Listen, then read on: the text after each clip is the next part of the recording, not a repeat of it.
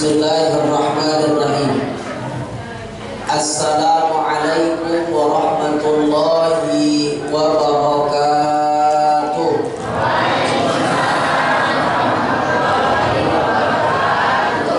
Alhamdulillahilladzi hadana li hadza wa ma kunna linahtadiya laula an hadanallah. Asyhadu an la ilaha illallah wahdahu la syarika lah. Wa ashhadu anna sayyidana Muhammadan abduhu wa rasuluhu alladzi la nabiyya ba'da. Tsumma qala Allah ta'ala fi kitabihil karim. A'udzu billahi minasy syaithanir rajim. Laqad kana lakum fi rasulillahi uswatun hasanah. Shadaqallahul 'azim wa shadaqa rasuluhun nabiyul karim. Wa nahnu 'ala dzalika minasy syahidin wasyakirin. Walhamdulillahi rabbil alamin.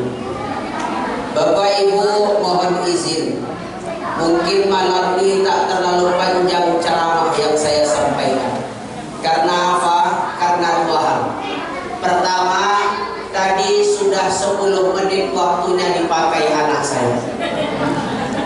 Yang kedua, guru saya pernah mengatakan, kata guru saya Sulaiman, ya Ustaz, kalau engkau nanti ceramah, lamanya waktu ceramah jangan kau lihat berapa lama waktu jam berjalan, tapi lamanya ceramah lihatlah bagaimana situasi duduknya jamaah. Kalau kaki jamaah udah ganti posisi duduk 3 kali, maka berhentilah ceramah, karena jamaah lebih memikirkan asam uratnya daripada materi ceramah. Tapi luar biasa, alhamdulillah kita ucapkan kepada Allah. Malam hari ini karena izinnya, karena ridhonya Allah, Allah kumpulkan kita di masjid yang kita cintai dan kita sayangi ini. Kenapa hari ini begitu istimewa? Pertama, yang baca Quran tadi masih muda, kepala desanya masih muda, BKM masjidnya dari raut wajahnya masih terlihat muda. Mudah-mudahan kita berdoa jamaah masjidnya jangan tak ada yang muda. Karena kadang-kadang kita sedih, masjid dibangun mewah, masjid dibangun indah, pakai kipas angin, bahkan dipasang AC. Ketika azan berkumandang, jangankan yang rumahnya jauh dari masjid, kadang yang rumahnya dekat masjid tak dengar telinganya. Makanya ada ungkapan berkata, kalau sendalmu hilang di masjid itu musibah kecil, Pak. Kalau sendalmu hilang di masjid itu musibah kecil. Jadi musibah besarnya apa Ustaz? Kalau sendalmu jarang di masjid itu musibah besar. Makanya pernah kejadian seorang nazir masjid, takmir masjid itu azan jam 10 pagi. Jam 10 pagi dia azan, hayya 'alas shalah,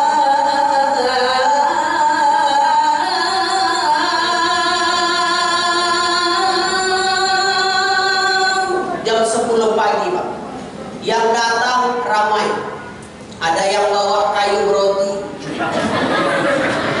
ada yang bawa parang, ada yang bawa banyak. Apa kata yang datang? Loh, Bapak udah gila ya? Azan jam 10. Bapak udah gila ya azan jam 10? Mana ada sholat fardu jam 10? Bapak udah gila ya azan jam 10? Apa kata yang azan? Kalian yang gila. Kalian yang gila. Zuhur aku azan, gak datang le. Asar, maghrib, isya, subuh, azan gak datang ya.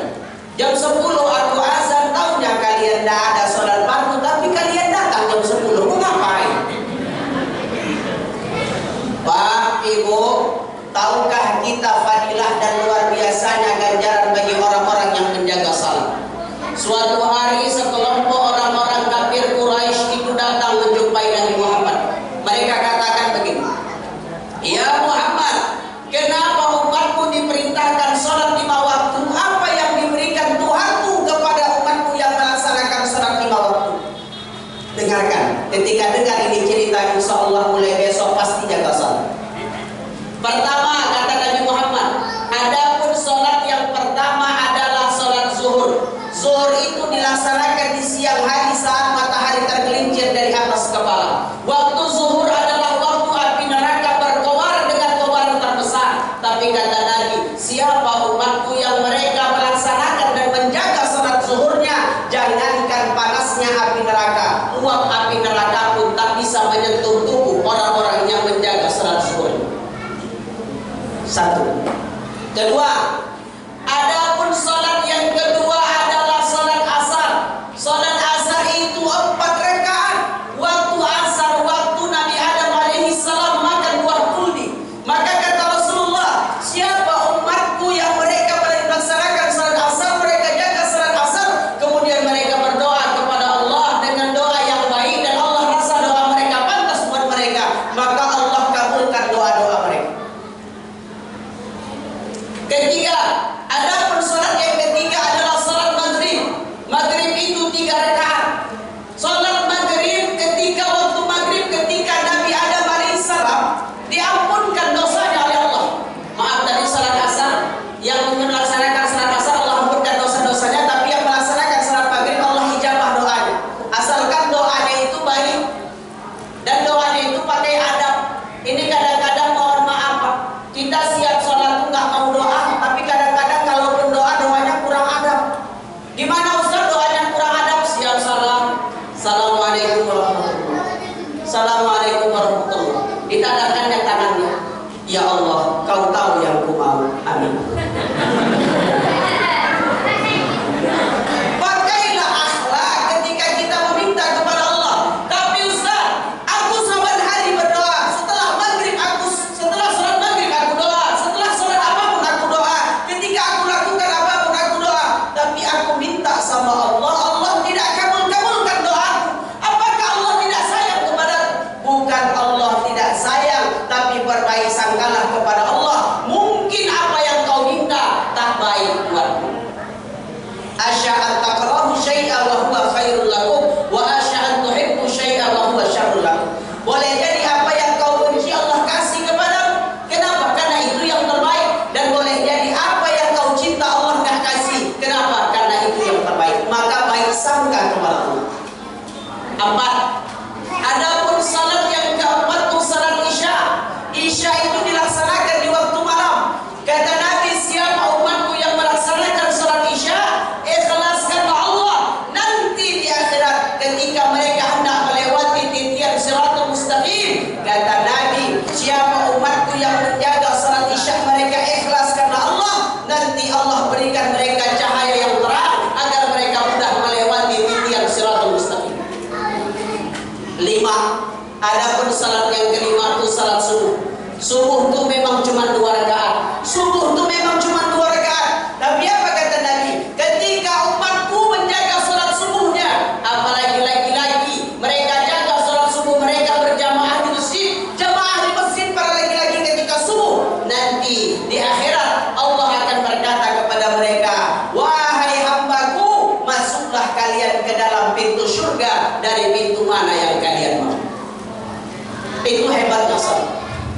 Makanya ketika seorang sahabat datang sama Nabi, apa kata sahabat? Ya Rasulullah, ayyul amal yahabbu ilallah. Ya Rasulullah, apa amalan paling dicintai Allah? Ya Rasulullah, apa perbuatan paling dicintai Allah? 3 kata Nabi. Cuma 3. Yang pertama, as-salatu ala waktiha. Salatlah kalian pada waktunya. Kadang-kadang kita merasa karena masih muda sengaja ninggalin sholat. Dalam hati kita berkata satu, nanti ajalah sholatnya ketika udah tua.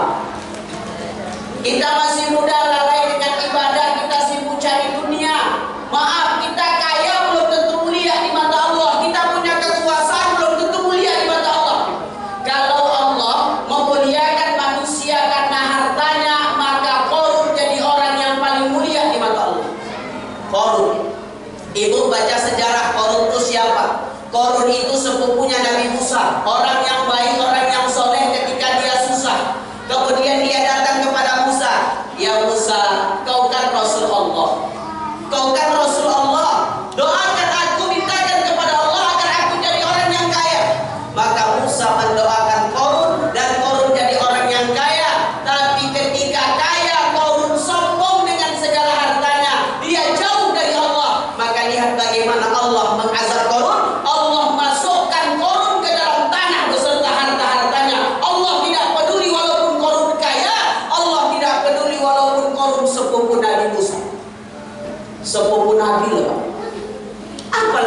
kita yang cuma sepupu bupati, sepupu camat, sepupu kepala desa, izin Pak guys. Nggak, kadang-kadang kepala desanya mah nggak sombong, yang sok-sok kenali sombong. Kau nggak Pak Indonesia? Tak, sepupu kau kepala desa. Begitulah kadang-kadang manusia. Maka jangan heran kalau dia punya saudara kaya, dia saudaranya kaya, sukses. Oh, walaupun jauh bukan saudara itu, kata dia saudara. Kau kenal sama Bupati Deli Serdang, Pak Azhari Tambunan? Kami saudara itu Pak. Oh, saudara dari mana? Aku punya sepupu, sepupuku punya anak, anaknya punya menantu, menantunya punya desa, desanya punya uang, uangnya itulah.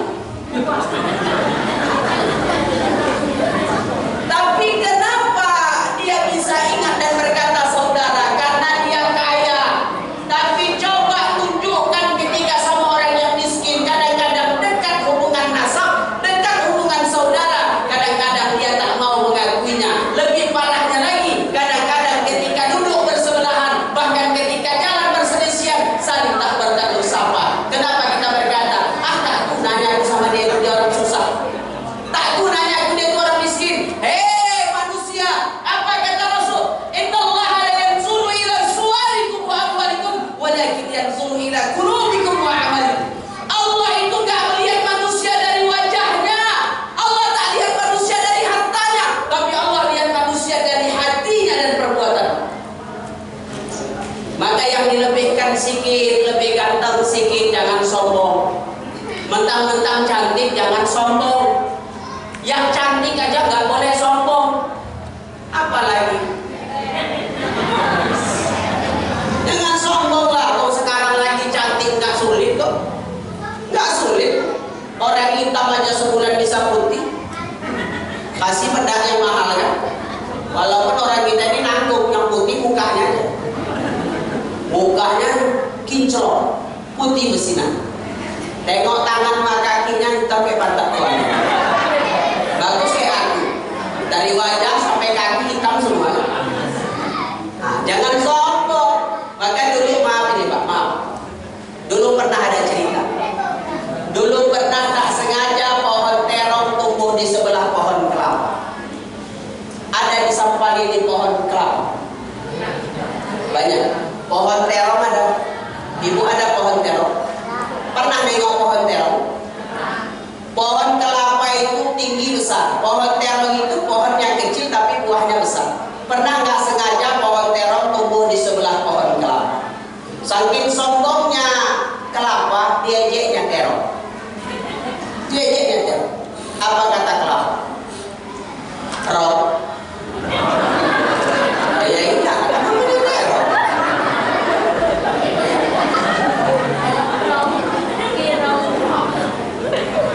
Bisa kita lanjut? Ya, saya khawatir cerita terong ini Pak. Apalagi malam Jumat ini ya. Tapi kita cerita terong yang sayuran. Apa kata kelapa sama terong? Terong, saya kelapa, aku kasihan melihat nasib kurang. Kenapa? Udahlah pohonmu pendek, pohon terong itu pendek, batangmu kecil tapi buahmu besarnya luar biasa. Pohon terong itu, pohonnya pendek, batangnya kecil, buahnya besar. Coba lihat aku, lihat aku. Begitu sempurnanya Allah menciptakanku, kata kelapa. Akarku tertanam kokoh di bawah, batangku berdiri tegak, buahku indah tersusun rapi di atasnya. Jangankan batangku jatuh menimpamu, andaikan saja buahku jatuh menimpamu, mati kau. Jangan batangku, buahku saja jatuh menimpamu, mati kau. Apa kata terong? Jangan sombong kelapa, jangan sombong. Memang kau hebat kelapa, kau hebat. Akarmu tertanam kokoh di bawah, batangmu berdiri tegak, buahmu indah tersusun rapi di atasnya. Bahkan saking hebatnya engkau kelapa, seluruh anggota tubuhmu bisa dipakai untuk kebaikan umat.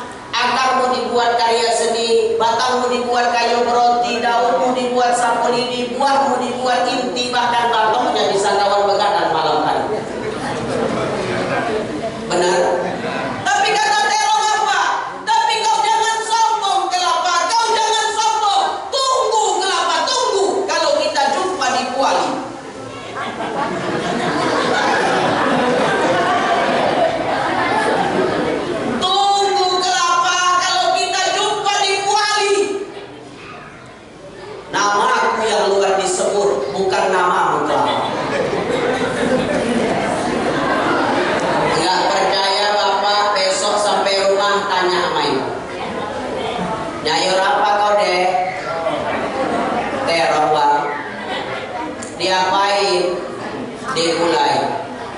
Nggak pernah ibu-ibu ditanya, ibu nyayur apa?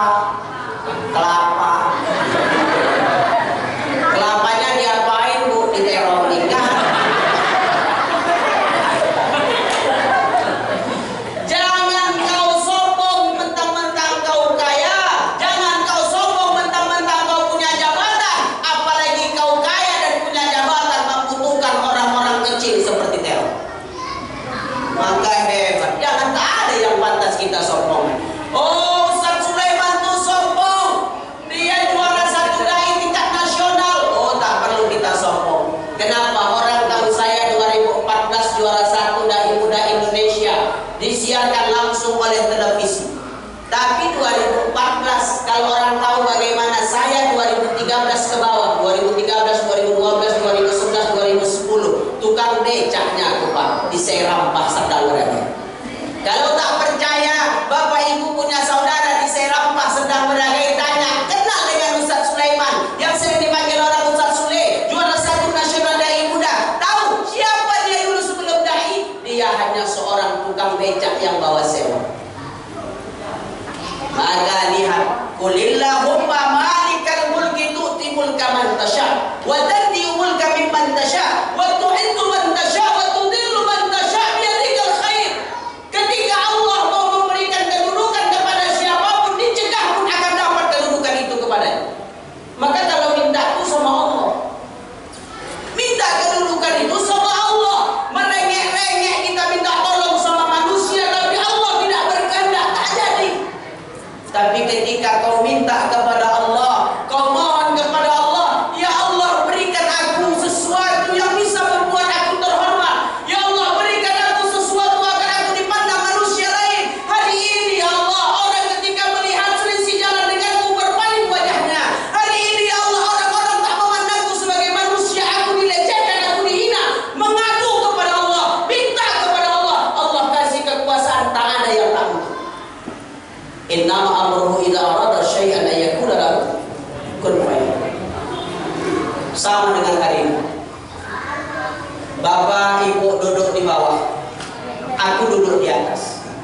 Kursinya cantik. Inilah enaknya Ustaz. Kenapa enak Ustaz? Ustaz diundang kursi di siapa? Kalau kepala desa nyalon dulu baru dapat kursi. Izin Pak Kades. Itu pun kalau menang kan. Kalau kalah belum tentu juga.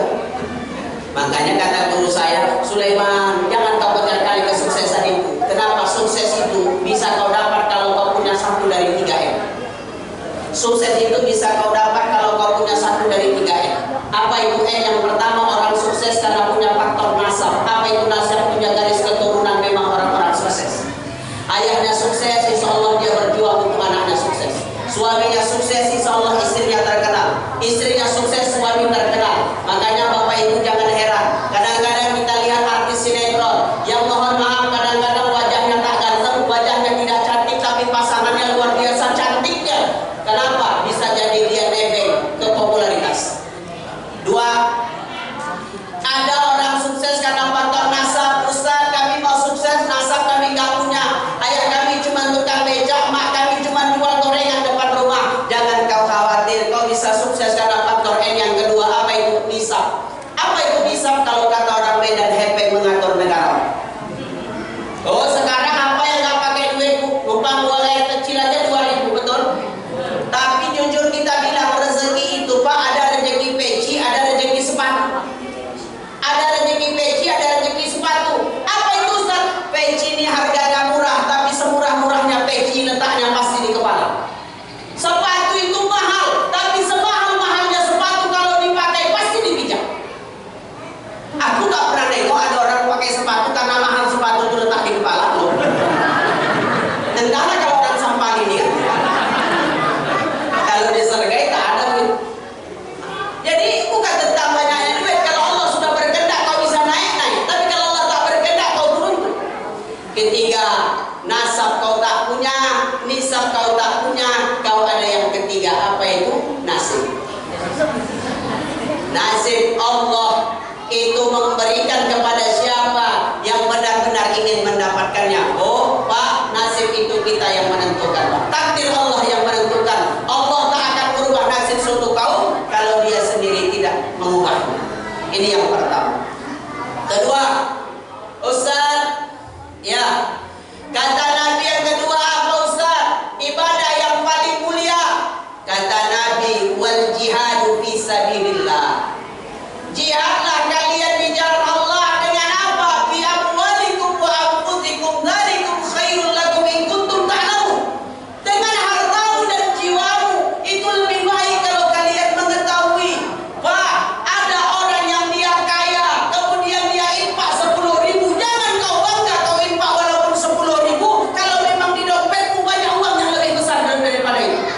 Ada orang susah, dia infak cuma 2.000, tapi cuma itu duit yang ada dia punya, tapi dia mau infakkan itu jauh lebih besar. Makanya ada pepatah berkata, jangan kau bangga andai engkau mampu mengangkat sebuah batang kelapa kalau kau memang diciptakan besar seperti gajah. Tapi jangan kau malu kalau kau mengangkat sebutir pasir kalau kau memang hanya seekor semut. Tapi malulah kalau kau hanya mengangkat sebutir pasir padahal engkau diciptakan besar dan kuat seperti gajah. Aku salut dia adik-adik Hawari. Gerakan kemanusiaan. Mereka membawa dai-dai keliling se-Sumatera Utara. Mereka open donasi yang mayoritas uang, yang mayoritas mereka dapatkan itu mereka infakkan ke Palestina. Mereka berikan ke guru-guru ngaji. Mereka berikan kepada anak-anak yatim yang putus sekolah. Mereka perjuangkan untuk hak-hak Islam agar besar agama kita ini, agar besar Islam kita. Insya Allah. Pak, jangan pelit dengan harta. Ibu, jangan pelit dengan harta. Lan tanalul birra hatta tunfiqu mimma tuhibbun. Kau tak akan sampai kepada kebaikan yang paling sempurna sebelum engkau menafkahkan dari apa harta yang paling kau cintai. Adik-adikku Hawari, coba kelilingkan kota infak. Kita minta kesediaan Bapak Ibu untuk berbagi rezeki. Insya Allah apa yang Bapak Ibu berikan, seluruh jamaah berikan, mayoritas uangnya insya Allah akan diberikan kepada orang-orang yang membutuhkan. Bapak Ibu saya ajari caranya. Bapak Ibu saya ajari caranya. Ibu, Bapak, buka dompetnya, ambil uangnya, mana yang paling dicintai itu yang dikasih. Niatkan dalam hati. Apa niatnya? Ya Allah, kalau hari ini aku sedang sakit, kalau hari ini orang tuaku sedang sakit, ya Allah, jadikan infakku malam hari ini menjadi salah satu sebab engkau angkatnya penyakitku dan penyakit orang tua. Ya Allah, kalau hari ini ya Allah suamiku tidak orang yang saleh, istriku bukan orang yang soleha, mudah-mudahan infak ini ya Allah menjadi salah satu sebab mereka itu dekat denganmu dan mendapatkan hidayah. Keluarkan infak kita, berikan infak kita, kita bantu orang-orang yang tidak mampu. Pak, Bapak sisihkan rezeki, beri kepada anak-anak yatim. Anak yatim itu besar, jadi orang yang soleha, jadi penceramah, jadi orang yang hebat. Bapak masih mendapatkan pahala. Kenapa dia bisa sekolah? Karena apa? Karena uang yang Bapak sisihkan, karena uang yang Ibu sisihkan. Ayo adik-adik sekalian, boleh nggak Bapak? Ikhlaskan saja. Ya, sambil salawatan kita Pak. Salatullah salamullah ala taha rasulillah. Salatullah salamullah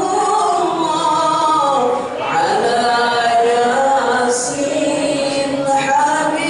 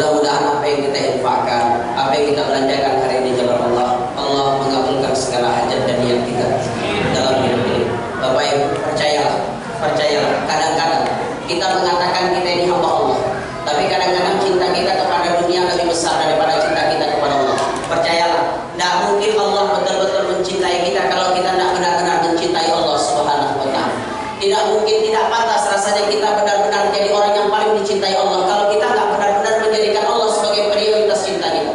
Kadang-kadang sedih saya lihat, Pak, sedih. Pak, jujur saya tanya, ibu-ibu jujur saya tanya. Kadang-kadang kalau kita infak, kita pergi ke majelis taklim, kita pergi ke masjid kadang-kadang, tapi jujur nih saya tanya. Kita lihat kota infak, kita buka dompet, ada duit 4 lembar dompet kita, 100.000, 50.000, 20.000, 5.000. Jujur saya tanya, kira-kira yang masukkan kita masukkan kota infak duit berapa, Pak? Duit berapa, Bu? 5? Oke, pertanyaannya saya tambah. Kalau 5.000-nya 2 lembar, 1 jelek, 1 baru. Jujur nih, yang kita masukkan kota infak yang jelek apa yang baru? Nah, Pak Ari, kalau nanti buka kota infak dapat 5.000 jelek, udah tahu lah siapa tersangkanya. Kadang-kadang saya sedih, Pak. Saya khatib Jumat, kalau Jumat saya khutbah ya. Saya khutbah ketika khatib Jumat itu biasa kalau di kampung saya tidak tahu kalau di sini. Kalau di kampung saya ketika khatib naik ke mimbar kotak infak jalan. Kotak infak jalan. Ketika kotak infak jalan, banyak orang-orang yang mohon maaf ketika kotak infak dekat dia pura-pura zikir. Kotak infak menghampiri dia pura-pura zikir. Subhanallah, subhanallah. Makin dekat, subhanallah, subhanallah. Subhanallah, subhanallah. Gitu lewat kota infaknya, alhamdulillah. Ya, harta yang kita punya hanya titipan. Apa yang kita punya hanya titipan. Suatu hari Allah akan minta pertanggungjawaban dari apa yang dia titipkan. Ini yang kedua. Terakhir yang ketiga, Nabi ditanya, ya Rasulullah, ayyul amali ahabbu ilallah? Ya Rasulullah, apa amalan yang paling dicintai Allah? Yang ketiga kata Rasulullah SAW, berbaktilah engkau birrul walidain, berbaktilah kepada ayah ibumu, berbaktilah kepada kedua orang tuamu. Bapak Ibu, kita ini semua orang yang lahir dari rahim seorang ibu, besar dan sayang karena cinta dan kasih sayang seorang ayah. Mohon maaf, pepatah berkata, seorang orang tua, satu orang tua bisa membesarkan 2, 3, 4, 5 bahkan 6 anaknya. Tapi 6 anaknya belum tentu sanggup membesarkan satu orang tuanya, memelihara satu orang tuanya di hari tua menjelang kematiannya. Ketika orang tua kaya, anak dijadikan seperti raja. Tapi ketika anak yang kaya, orang tua seperti jadi pembantu di rumah anaknya sendiri. Orang tua lihat mak kita, dikandungnya kita 9 bulan, dilahirkannya kita bersimbah darah, bertaruh nyawa. Tiap malam kadang dia tak tidur gara-gara menjaga kita. Sedih rasanya, sakit melahirkan, tapi lebih sakit lagi ketika anak yang kita sayang mencaci bagi kita, tergores hati kita, itu lebih sakit. Anak yang kita besarkan, Pak, kerja kita siang malam, kadang-kadang kepala jadi kaki jadi kepala tunggang langka, melepuh, tangan ringkih, badan terbakar panas matahari. Demi apa? Demi anak. Saya sering katakan, seorang petani dia kerja sampai hari tua karena pingin satu, kenapa dia tak menyusahkan anaknya? Seorang nelayan dia pergi cari ikan, dia bermimpi apa? Aku boleh seorang nelayan, anakku jadi orang yang sukses. Tapi ketika anakku sukses, belum tentu dia ingat sama yang lain. Punya istri dia, gaji dia 5 juta, kasihkan sama istrinya, diuntung. Apa tak boleh Ustaz kasih sama istri semuanya? Boleh, tapi coba kau tengok mak ayahmu yang membesarkanmu, sisihkan sebagian buat dia. Kau belikan dia sepotong baju, maka dia akan selalu pakai baju itu, dan dia bilang dengan kawan-kawannya apa? Nih, dari anakku. Ini anakku yang belikan. Walaupun ayah kita kaya, kalaupun ayah kita itu banyak uang, tapi ketika kita berikan dia dengan apa yang kita dapatkan, bahagianya dia luar biasa. Maka Ibu, kalau hari ini Bapak Ibu, kita masih jumpa sama ayah, kita masih jumpa sama mak, bersyukur. Kenapa? Kunci surga itu masih dekat dengan kita. Lihat kisah 3 tahun lalu, dengar kisah 3 tahun lalu tentang kisah Saiban, seorang laki-laki yang tinggal di Mekah, laki-laki tua, miskin, pengangguran, tapi dia tak mengeluh tentang itu. Kenapa? Dia rasa bahagia. Apa yang dia rasa bahagia? Dia boleh miskin, dia boleh gak punya apa-apa, tapi satu yang dia buat bahagia, dia bisa merawat ibunya sampai tua. Dia bisa jaga maknya. Dia punya adik, maknya punya 2 anak, satu dia, satu adiknya tinggal di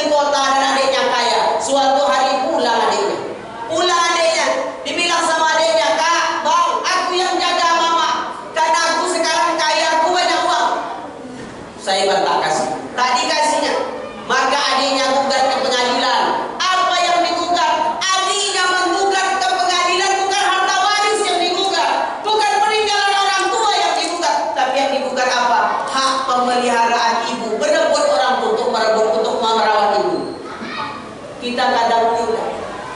Ibu sakit, mak sakit, bukan dirawat, kadang-kadang kita doakan cepat mati. Udah mati orang tua kadang-kadang belum kering kuburannya, berebut begaduh memperebutkan harta waris, menangis orang tua dalam kubur. Bapak Ibu yang dimuliakan Allah Subhanahu wa taala. Satu hal, ada satu cerita yang ingin saya bawakan di akhir dakwah ini. Di akhir dakwah ini kita renungkan sama-sama. Mari kita pikirkan sama-sama. Lihat bagaimana kisah Uwais Al-Qarni. Uwais Al-Qarni bukan orang kaya, orang tak punya jabatan, tak punya apa-apa, bahkan penyakitan. Tapi Rasul sangat mencintai dan mengaguminya. Padahal Rasul nggak pernah ketemu dengan Uwais Al-Qarni. Kenapa Rasul sangat mengagumi dan mencintainya? Karena Uwais memiliki seorang ibu dan dia sangat mencintai ibunya. Dia sangat menyayangi ibunya. Suatu hari ibunya berkata, Uwais, ibu ingin berangkat ke Mekah, nak. Ibu ingin melaksanakan ibadah haji.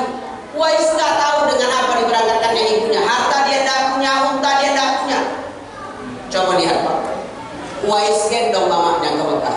Uwais gendong mamanya ke Mekah 3 bulan lamanya. Bahkan bahunya sampai lecet dan berdarah karena lamanya menggendong ibunya ke Mekah.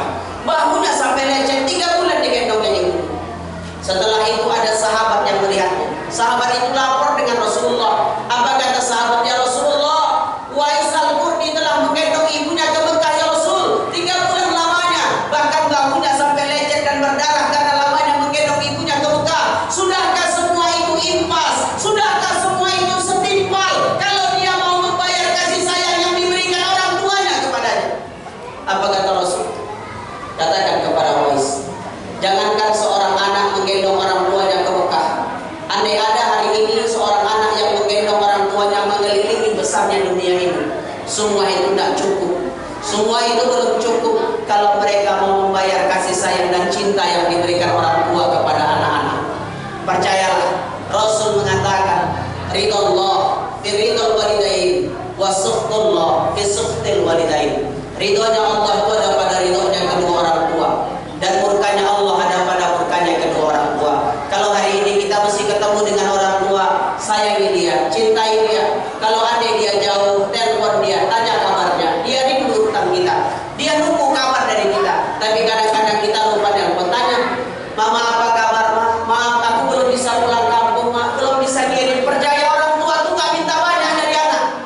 Orang tua tuh gak bilang sama anak, ah, kau sekarang udah besar, buatkan mama uang besar. Kau sekarang sudah besar, kasih mama uang tiap bulan. Tidak, orang tua itu nengok anaknya bahagia. Dia lebih bahagia daripada anaknya, walaupun anaknya lupa kepadanya. Tanya kabar.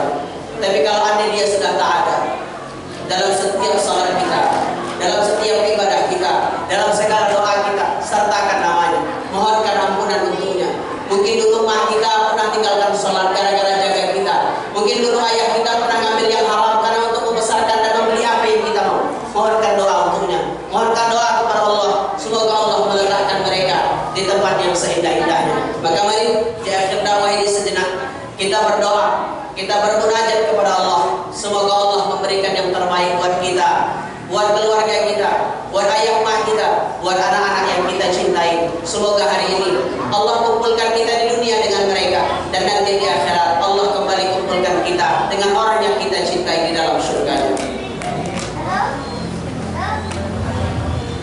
A'udzu billahi minasyaitonir rajim. Bismillahirrahmanirrahim. Alhamdulillahi rabbil alamin. Wassalatu wassalamu ala asrafil anbiya'i wal mursalin wa ala alihi wa ashabihi rasulillahi ajma'in. Allahumma inna nas'aluka al-huda wat tuqa wal 'afafa wal ghina. Allahumma ighfir lana dhunubana wa liwalidayna warhamhuma kama rabbayana shaghira. Ya Allah ya Rabb, semua kami di sini adalah anak yang lahir dari rahim seorang ibu, besar karena cinta dan sayang seorang ayah. Ya Allah ya Rabb, kalau hari ini Kau izinkan kami masih ketemu dengan emak kami, ketemu dengan ayah kami ya Allah, jangan Kau ambil mereka sebelum kami membalas budi baik mereka. Jangan ambil mereka sebelum kami membahagiakan mereka. Ibu kami dulu ya Allah, 9 bulan mengandung kami dalam rahimnya. Dilahirkannya kami bersimbah darah bertaruh nyawa, tak tidur malam dia karena menjaga kami. Ya Allah, mak kami dulu ya Allah selalu membanggakan kami kepada teman-temannya bahwa kami anak terbaik di dunia ini ya Allah. Begitu juga ayah kami ya Allah, tiap hari dia kerja mencari nafkah. Kadang-kadang ketika kami pulang kami ingin bermain dengannya, dia gendong kami padahal dia sedang menutupi lelahnya ya Allah. Ayah kami tiap hari kerja banting tulang, peras keringat, melepuh tangannya, ringkih badannya, terbakar kulitnya ya Allah. Ya Allah, ya Allah, kalau hari ini kau masih izinkan kami ketemu dengan keduanya atau salah satu di antara keduanya, berikan kami kemudahan untuk membahagiakan keduanya ya Allah. Ya Allah ya Rahman, kalau hari ini kau telah ambil ayah mak kami, kalau hari ini kau telah ambil orang tua kami, kembali kepadamu ya Rabb. Ampunkan segala dosa-dosa mereka, lepaskan siksa kuburnya, dan letakkan mereka di tempatmu yang paling indah. Dan sampaikan salam kami kepada mereka bahwa kami cinta dan sayang kepada mereka ya Allah. Ya Allah ya Allah, sebahagian dari kami di sini ya Allah adalah anak, adalah orang tua yang memiliki anak ya Allah. Titipkan kepada kami anak-anak yang saleh, anak-anak yang saleh. Tak banyak yang kami minta dari anak-anak kami. Kami tak minta mereka buatkan kami rumah yang besar. Kami tak minta mereka berikan kami uang yang banyak. Melihat mereka bahagia saja, kami lebih bahagia dari mereka walaupun mereka lupa dengan kami. Mereka tak ada waktu buat kami karena mereka sibuk merawat suaminya. Mereka lupa dengan kami karena mereka sibuk mencarikan buat istri-istri mereka ya Allah. Tapi kami bahagia. Tapi satu yang kami minta kepadamu ya Rabb, satu yang kami mohon kepadamu ya Allah, akan tiba suatu masa nanti ketika kami meninggalkan dunia ini. Akan tiba suatu masa saat kami mati ya Allah. Ya Allah, ketika kami mati nanti, izinkan tangan kedua anak kami, kedua tangan anak kami yang memandikan jenazah kami ya Allah, agar tak terbuka aib, ada aib di tubuh kami. Ya Allah, izinkan kedua tangan anak kami yang membalutkan kain kafan di tubuh kami sebagai balas budi mereka karena dulu kami yang memakaikan pakaian mereka ketika mereka tak bisa memakai pakaian sendiri. Ya Allah ya Rabb, ya Allah ya Rahman, izinkan ya Rabb ketika jenazah kami diterlentangkan hendak disalatkan, izinkan kami melihat anak laki-laki kami berdiri sebagai imam salat kami. Ya Allah ya Rabb, ketika jenazah kami hendak dimasukkan ke liang lahat, jadikan tangan anak kami menjadi tangan terakhir yang meletakkan kami ke liang lahat itu ya Rabb. Pada saat itu dia akan menangis, dia cium kami, dia peluk kami. Itulah hari terakhir kami bersama dengan mereka di dunia ini ya Allah. Ya Allah ya Rahman, kami cinta dengan orang tua kami cinta dengan istri-istri kami cinta dengan suami kami cinta dengan anak-anak kami. Akan ada suatu masa kami berpisah dari mereka, orang-orang yang kami cinta. Ya Allah, nanti ketika sampai kepada surga ya Rabb, kumpulkan kami kembali dengan orang-orang yang kami cintai dan kami sayangi kembali di dalam surga dengan keberkahan ya Allah. Allahumma ya Rahman, Rabbana atina fid dunya hasanah wa fil akhirati hasanah wa qina adzabannar. Allahumma tim lana ya Allah bi husnil khatimah wa la tahtim alaina ya Rahman bi su'il khatimah. Wa sallallahu ala sayyidina Muhammad wa ala alihi wa ashabihi rasulillahi ajma'in. Walhamdulillahi rabbil alamin. Taqabbalallahu minkum. Terima kasih, mohon maaf salah dan khilaf. Assalamualaikum warahmatullahi wabarakatuh.